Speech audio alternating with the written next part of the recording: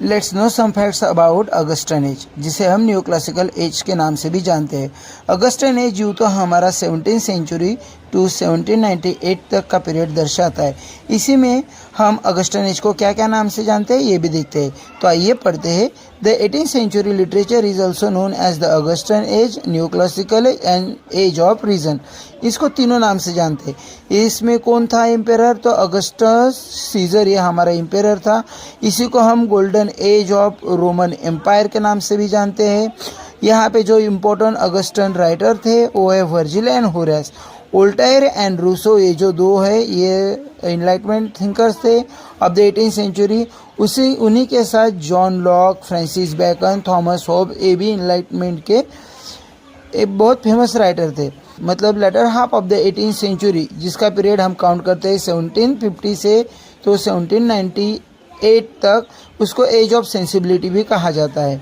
The most important fact से इसका Matthew Arnold जो थे, जो इस सेंचुरी को प्रोज ऑफ रीजन भी कहते हैं। This is the most important chart in the 18th century which, वहाँ पे कुछ न्यू ट्रेंड शुरू हुए थे। उसी में से था एक पीरियोडिकल एसे, और you will be surprise by knowing that the periodical essay were started by George Coleman.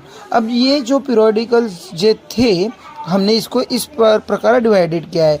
तो पहला पीरियोडिकल था टैटलर। आइए इससे समझते हैं जो इजी होगा समझने में। देखिए टैटलर है जो 1709 में शुरू हुआ तो 1711 तक चला। इसके संस्थापक थे रिचर्ड स्टीले, और ये 3 दिन पब्लिश होता था, ट्यूसडे, थर्सडे और सैटरडे। दूसरा पीरियोडिकल है स्पेक्टेटर, जो कि 1711 को शुरू हुआ तो 1712 तक चला। जोसेफ एडिसन एंड रिचर्ड स्टीले इसके फाउंडर थे, और ये डेली पब्लिश होता था। चौथा है रैम्बलर, जो रैम्बलर था जो शुरू हुआ 1750 में और चला 1755 तक। डॉक्टर सैमुअल जॉनसन इसके संस्थापक थे, मतलब इन्होंने शुरू किया था, और ये ट्यूसडे और सैटरडे को शुरू होता था।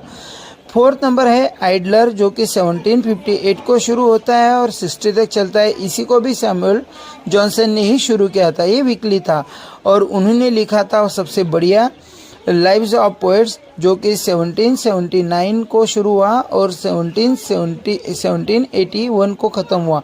उन्होंने तकरीबन 52 पोएट्स के लाइव कवर किए। तो ये था आज के लिए।